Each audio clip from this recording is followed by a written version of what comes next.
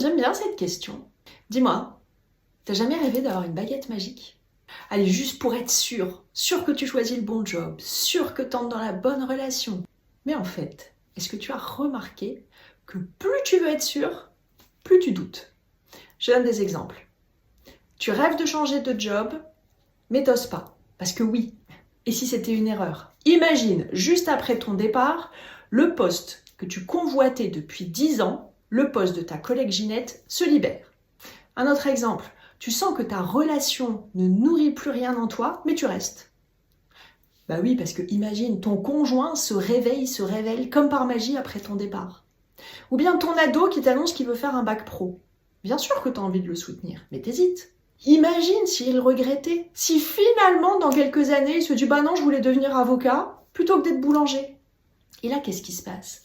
Ton mental s'emballe, tu tournes, t'analyses, tu veux comprendre, tu veux sécuriser.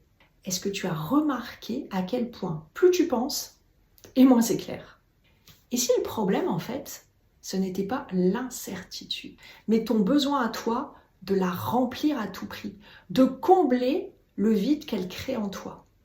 Parce que oui, en vrai, l'incertitude, c'est pas un bug, c'est juste un passage normal, un entre-deux, un espace vivant si tu préfères. Et quand tu démarres quelque chose, tu sais jamais vraiment ce que ça va donner. Tu ne peux que l'imaginer et souvent tu te rends compte que la réalité elle est très différente. Ça t'est jamais arrivé toi de choisir la couleur pour le mur de ta cuisine et une fois que tu l'as peint, le résultat n'a rien à voir avec la photo. Ou de vouloir passer absolument par telle route et quand t'arrives, elle est fermée pour travaux. Ou encore que ce mec que t'as rencontré, il semblait être un prince charmant et finalement il se révèle être un vampire. Ou ce gâteau que t'as vu en vitrine qui avait l'air incroyable et finalement il est juste immangeable. Et pourtant, qu'est-ce que tu fais? Tu t'adaptes, tu continues, tu vis.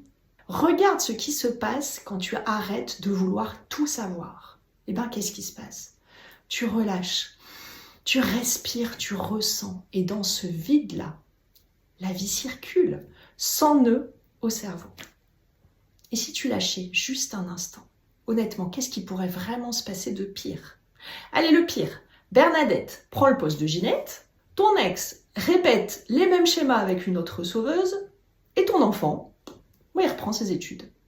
Et alors? Et toi dans tout ça? Eh bien toi, tu vis. Alors si aujourd'hui tu décidais de déposer cette quête de certitude et de juste vivre le moment présent tel qu'il est, alors, prison ou liberté?